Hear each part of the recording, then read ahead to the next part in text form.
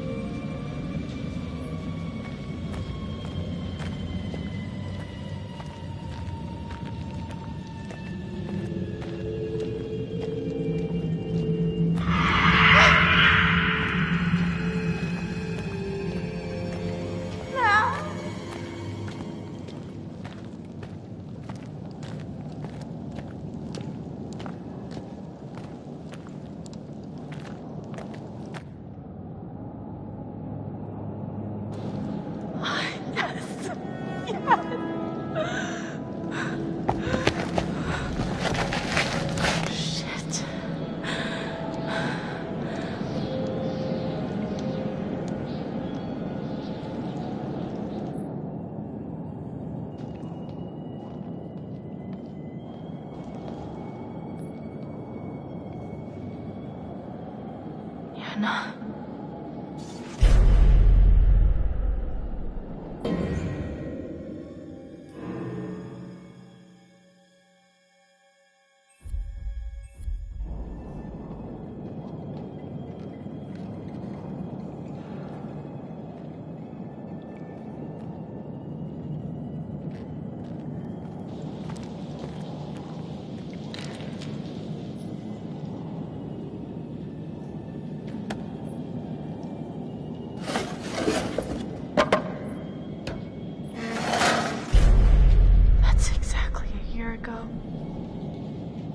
What does this mean?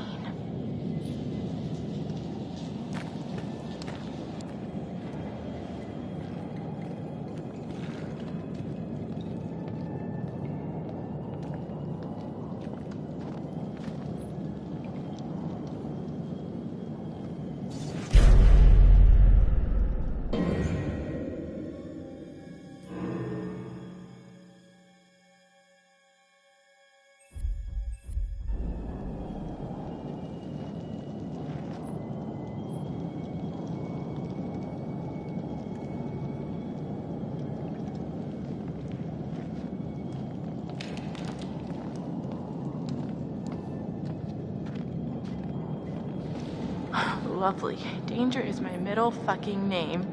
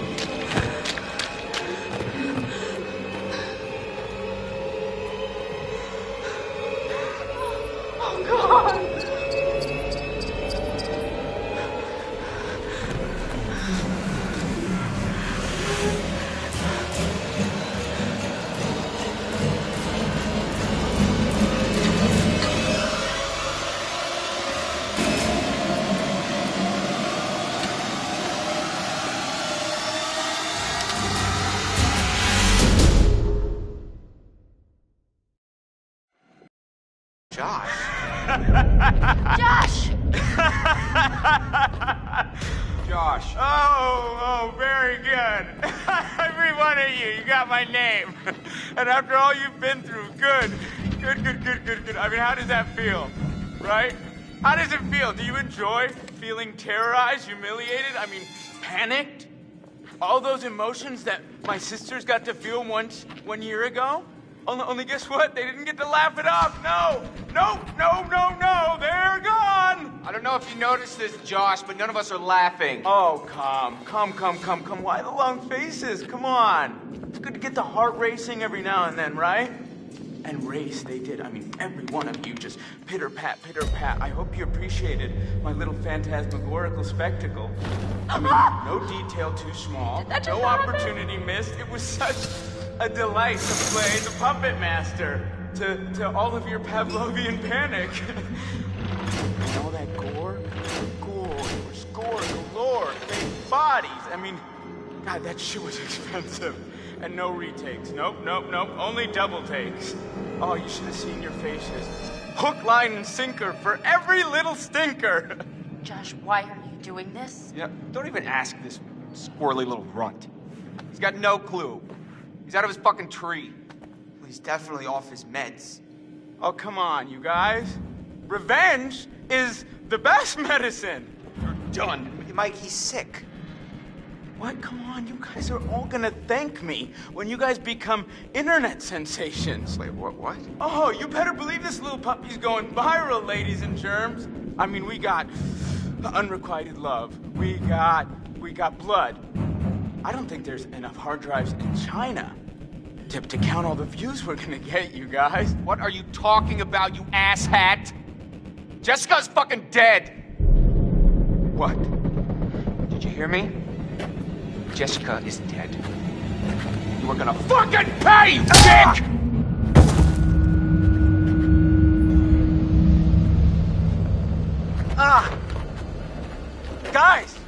Guys, come on.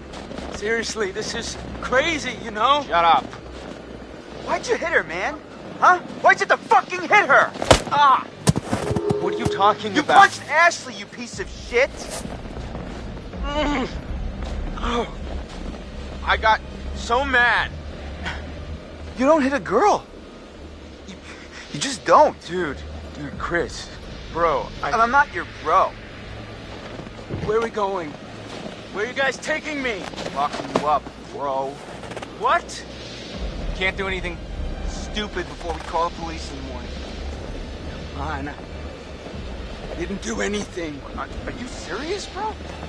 Goddamn murderer is what you are. I didn't do it. Michael, please, just listen to me, man. I did not hurt Jessica.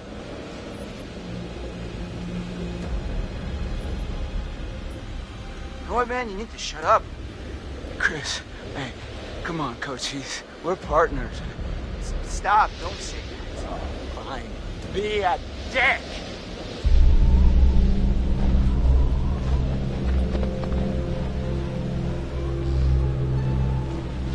You see what you want to see. You're Stop talking. lying. You're Dude. It's not my fault. You suckers can't take a joke. Oh, wait. Did I hurt you? Did you feel a little bit of pain? Right now, I'm so sorry. Stop it! Jesus, dude. Stop! Michael, I'm sorry, man. I can't tell you how sorry I am that something happened to Jessica, but I swear to you, I have no idea what happened to her.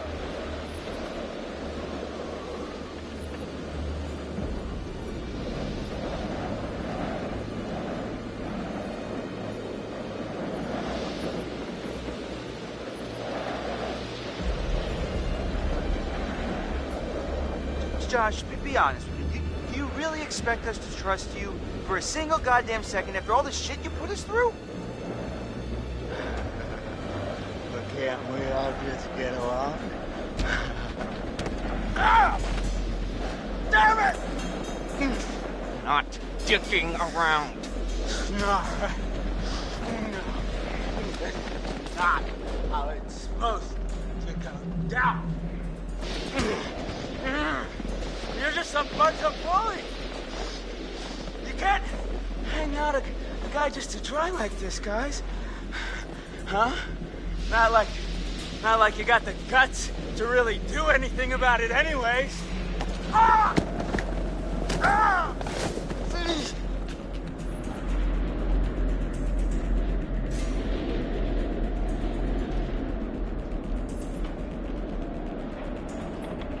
Oh, stuff that you're the biggest coward there is. Uh-huh. I did something. I made you believe in the world I created. And I showed you parts of yourself you were too afraid to visit. You manipulated us. You tricked us. You hurt your friends, and you did it all while you hid in the shadows. You're a coward, Josh. That's all you are. Ah! Yeah! Ah! Yeah! Ah! Okay, tie me up now, okay? Stay still, Right, man. right, still. Okay, and tie him up if they just wiggle around. Josh, dude! Leave me a little wiggle room, huh? What does it take to shut you up? Oh, not so tight, okay? Not so tight, okay? The ties, that's where it's... What in God's name is he talking about? This is hard to watch. You ever see this kind of shit before? For at least Oh, three I've never hostages seen him like or this. your money back. Everybody's stupid. Stupid. Chris and Ash. Chris is an ass. Ashley's a dum-dum. I'm sorry, what did you say? Well, I said you're a dummy. What is wrong with you? Oh, Ashley. Ashley, I'll get you out of this. I won't let you die. Oh, I never imagined in my wildest dreams that you liked me. Stop. You know what that sound is? It's the sound of never kissing Ashley, you pussy! Stop! Yeah, you know, you might as well let Ashley sleep with Mike. I mean, at least he's got some notches in his belt, you know? He'll treat her right! Fucking pathetic, Christopher! I'm gonna beat his head off. Don't listen to him. Not worth it. Hey, Mike. Mike. What? What happened with Jess, Mike? You know what happened. No, I don't. I got a problem, Mike. I don't remember killing Jess. Christ. No, I mean, like, I feel like I would remember killing her, you know? She's so soft. And she's probably got, like, a really tight bod. Shut your fucking mouth!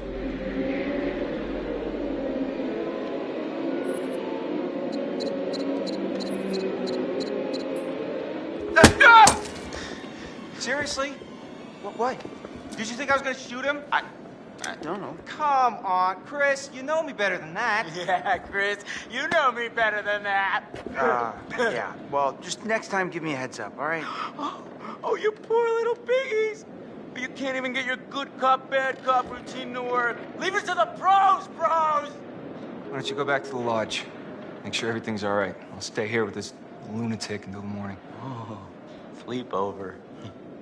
Can we order pizza? You sure you're okay? Yeah. I want to know everything's fine back there. Yeah, you're right. See you in the morning.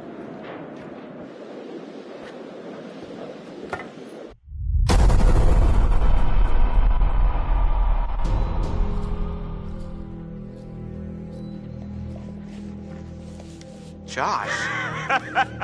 Josh! How does it feel? Do you enjoy all those emotions that my sisters got to feel 1 year ago?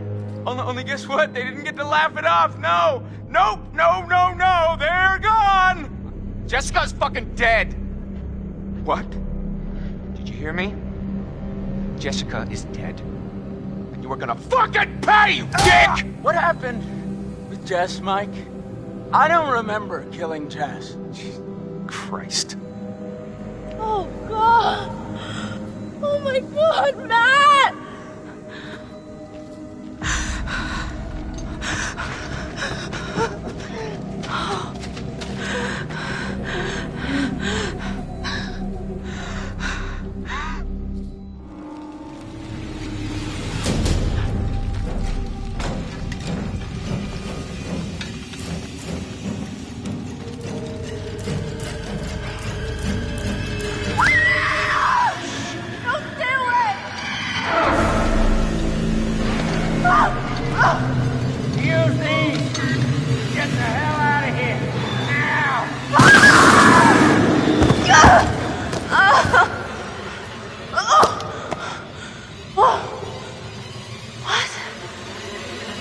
Oh, shit.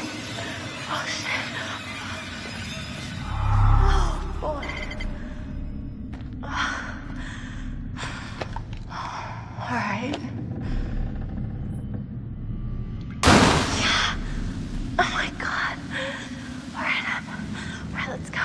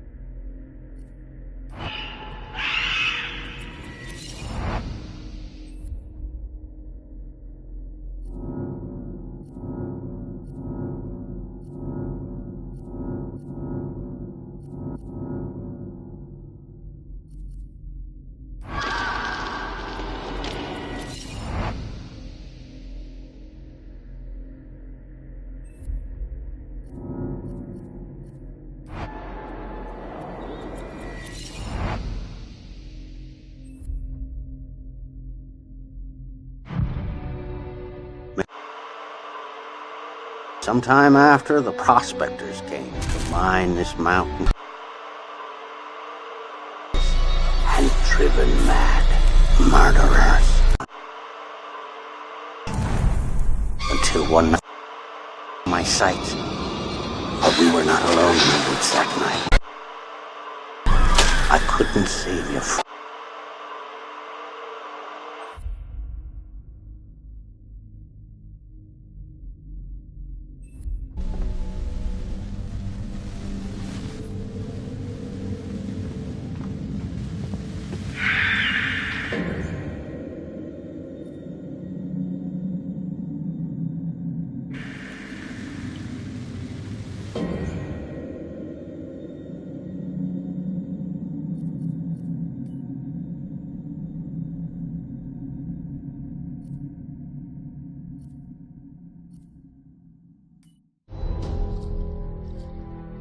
Hi, this is Lee Robinson, production designer on Until Dawn. Until Dawn started with the great teen horror script that sets the characters in a Canadian winter mountain lodge, being a contemporary setting with visual clues derived from classic films of that genre, such as Hitchcock's Psycho and Stanley Kubrick's Shining. The storyboards are vital to the production design, as it allows the designer to understand the scale of the environments to be made and the detail that would be seen to create the atmosphere of a horror. This took us into concepts that took these storyboards further, visualizing the world through the color palette, the lighting, tone and the mood, and developing key locations such as the lodge, the cable car stations, the forests themselves, the wilderness. As you can see, the environments and atmospheres change quite a bit from warm and inviting to cold and threatening. The Millionaire's Mountain Lodge was a key example.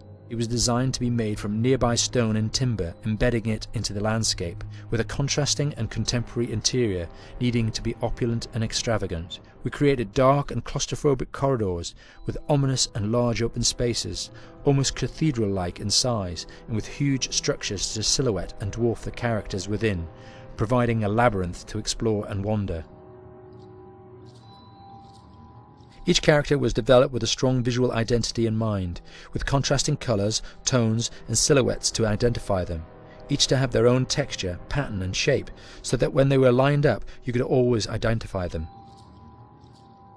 The costume designs allowed a range of clothes that would suit them for the cold winter weather, but also have an element of style and individualism, so that the audience could look at them and relate, recognizing themselves within them. A lady would like to cuddle up with her man by a nice cozy fire bathed in atmospheric mood lighting. Right. It'll get plenty toasty once we're rubbing up against each other. Mike. Yeah. Fire and mood lighting. Yes. Working with the lighting artists, we really brought the look and feel of the world together, and this required a thorough understanding of the visual language of teen horror. A key scene was where all the characters emerge out of the rear of the lodge chasing Hannah. A contrast is evident straight away from the exterior wilderness to the warmth of the lodge.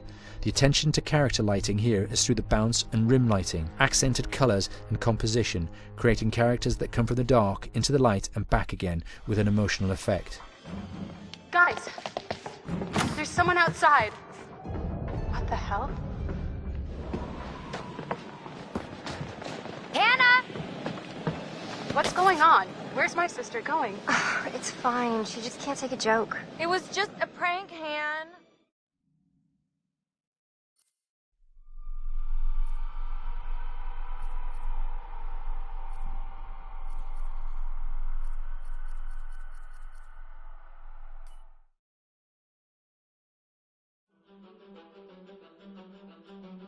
I am Hayden Panettiere, and we are here at the studio recording Until Dawn. My name is Rami Malek, and I play Josh. My name is Megan Martin. My name is Brett Dalton. My name is Antonella Lentini, and I played Hannah and Beth. My name is Jordan Fisher, and I play the character Matthew, Matt for short. I'm Nicole Bloom, and I play Emily in the game. My name is Noah Fleiss. I am Galadriel Steinman, and I play Ashley. So Until Dawn is the story of 8 teenagers who revisit this cabin in the woods about a year later after a really traumatic experience where I've lost 2 of my sisters, so coming to kind of get some closure in that respect. One of the things that Larry does really well is make these multi-layered characters, and I think for just the story in general, it follows the quintessential horror film plot lines, but the characters are so unique in themselves, and I think that's very cool. Oh, yeah, this was the right thing to do. What? You know, getting everyone together on the anniversary. I mean, Josh seemed really pumped about us all doing something, didn't he?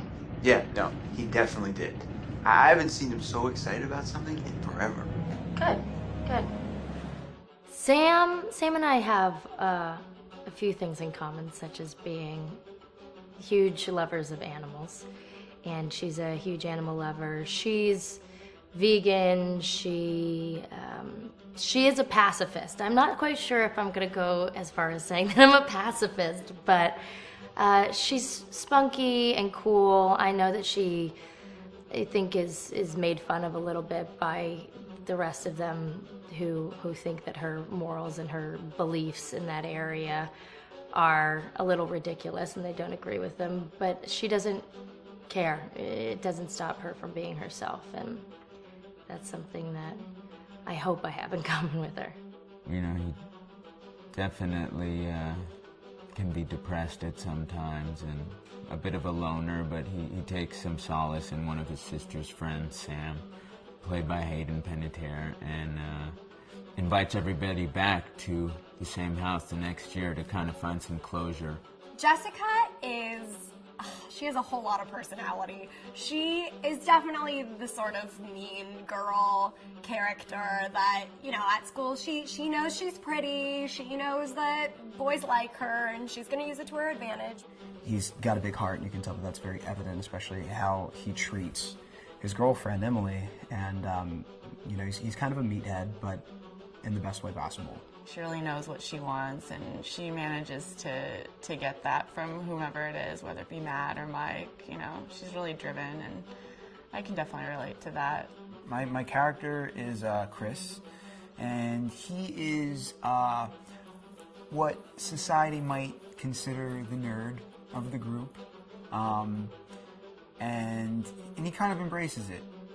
Ashley she's a little more serious than some of the other girls. She's definitely very intelligent and thoughtful. She kind of looks at the whole big picture of things. She's not quite as geeky as Chris, but they connect in a lot of ways. Mike is like big guy on campus. He's the class president who has some charm and has brain, and I don't know, people seem to like Mike.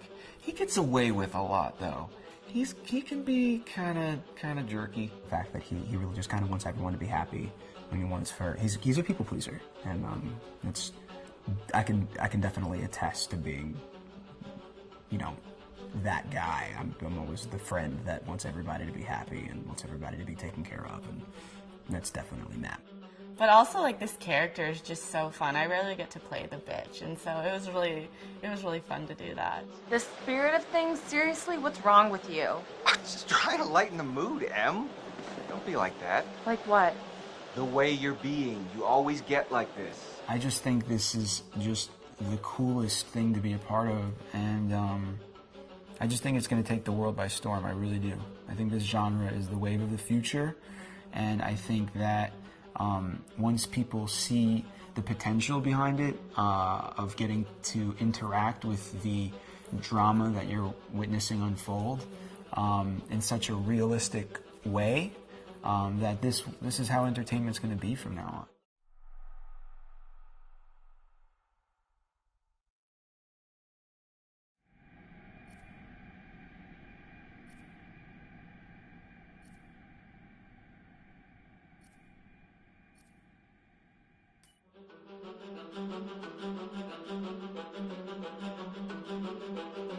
My name is Will Biles, Executive Creative Director of Until Dawn. The first part of getting a believable facial performance in-game is to capture, topographically, the actor's range of emotional expressions as separate versions of the same head. Every tiny nuance gets digitized and merged, effectively creating a model that can recreate every facial movement that the actor makes.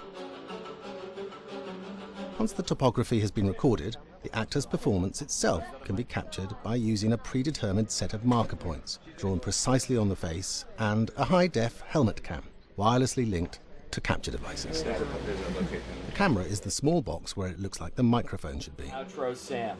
Mark. It records in high def the movement of the dots throughout the performance that will drive the expressions captured earlier.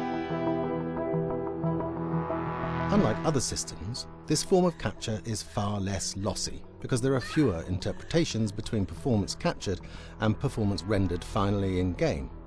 The audio is also recorded via two separate lavalier mics attached to the helmet.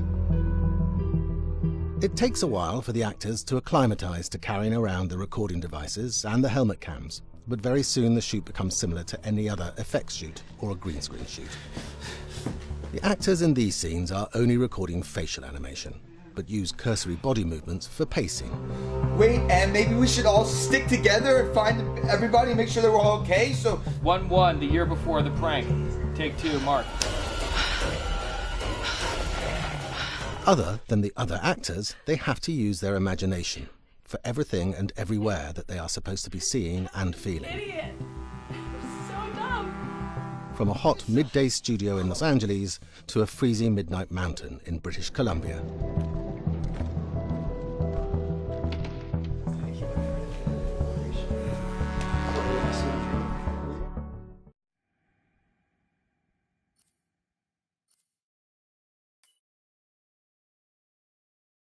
Hi, Larry.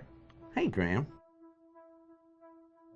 Hi, my name is Graham Resnick. I'm a filmmaker, writer, director, sound designer, and I started working with Larry Fessenden about 10, 15 years ago through my friend Ty West, who I grew up with, and have done a lot of sound design with on his films. And he was producing Ty's films at the time, and Ty introduced me to Larry. Larry produced my first feature, and we've written together on several projects. My name is Larry Fessenden. I'm a filmmaker. I run Glass Eye Pix, which is an independent production company out of New York. We make indie movies, a lot of scary movies as well. And I got a call to audition to write this video game. And I called my pal Graham Resnick because Graham is a gamer. And while I thought I could offer something to the idea of writing this multi-branching story, I knew that I would want Graham's expertise as a lover of gameplay, since I guess games were started. So and just as a lover. And as a lover, yes. Which is why there's so many sex jokes in the game. There was one Italian website that did say the Larry that's Fessenden and right. Graham Resnick, the two lovers behind Until Dawn. Come here. Maybe I know how to handle you too. I am definitely ready to be handled. So I wanted Graham by my side. Yeah, and we got the gig, and it's been an amazing ride. Oh, hell yeah. Oh my god. She's taking her shirt off. What? Oh my god. Matt, what are you doing here? Hannah. I'm sorry, Hannah. This all got out of hand, but...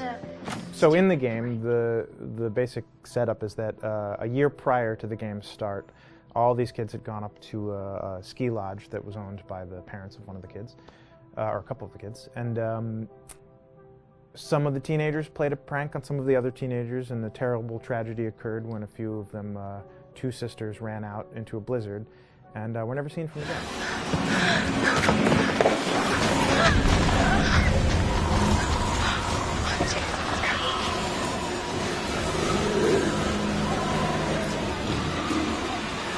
So now, a year later, this is kind of torn apart, this group of friends. They've gone through some trials and tribulations in the past year. The brother of the two girls has had a lot of psychological issues, and to kind of help him cope and help them all get over it, they all returned to the lodge a year later, back up on the mountain. And the idea is to get over it, but... the healing does not begin. Yeah, and these kids are all trying to find themselves. They've been through a trauma, but in general, they're just teenagers trying to figure out who they are. So they're all kind of falling into the patterns, the stereotypes, the characters they see on TV and in the movies. I think we were very interested in taking genre tropes and kind of making them sort of refresh them.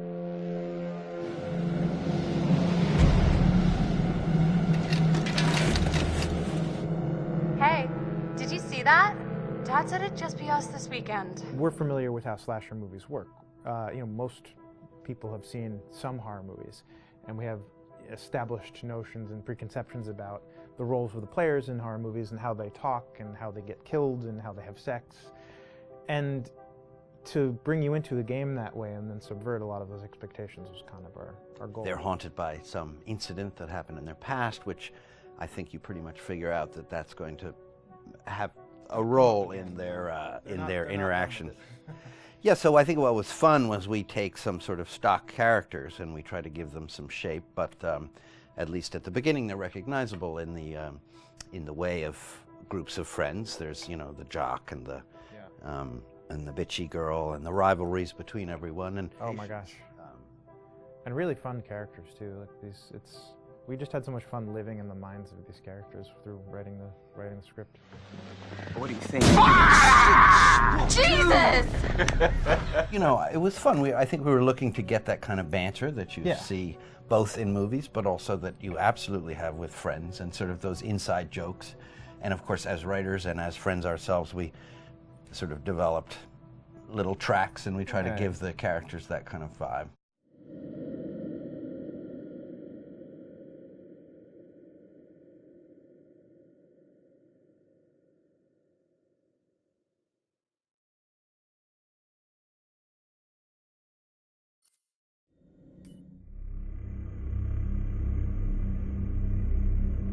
Until Dawn is a game that's full of horror, and what to do early on was to take a scientific approach to how scary it was.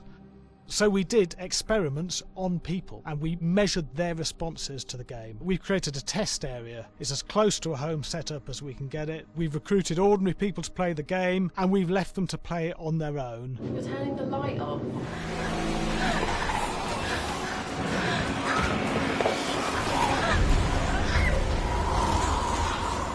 The only difference is it's rigged with cameras and microphones that relay the data through to the next room where people are watching them play.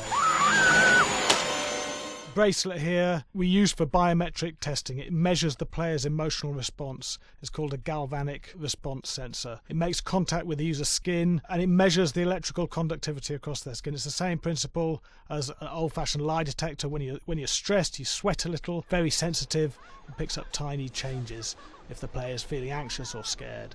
That data's fed back to a testing team. It comes through as a graph. I'm so sorry.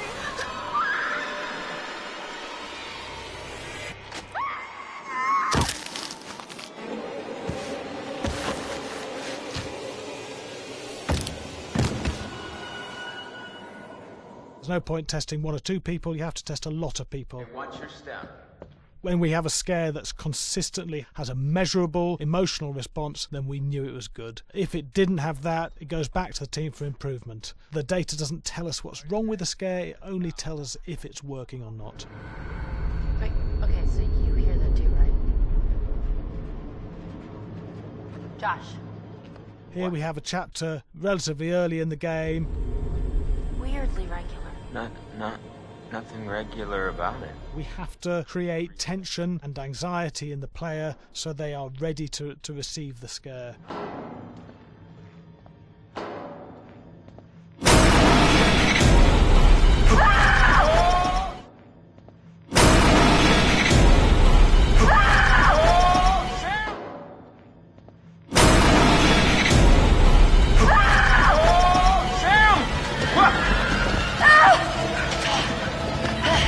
Give the player time to recover, to cool down, to calm down, and then start building the tension again before we do the next scare. Hey. What? Hey. What the hell? Ooh, you just got mugged.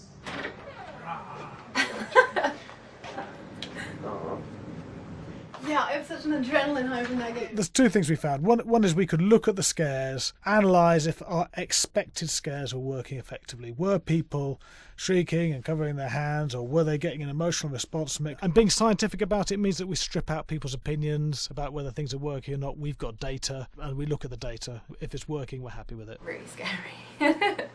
Bit scared and wanting to get away. I actually be maybe a bit scared to play on my own, but in a room with the lights on, yeah, with some other people as well, yeah, maybe. But because I'm a scaredy cat, I would play with someone in the room. And the lights on. It was one of the scariest games I've played in a long while.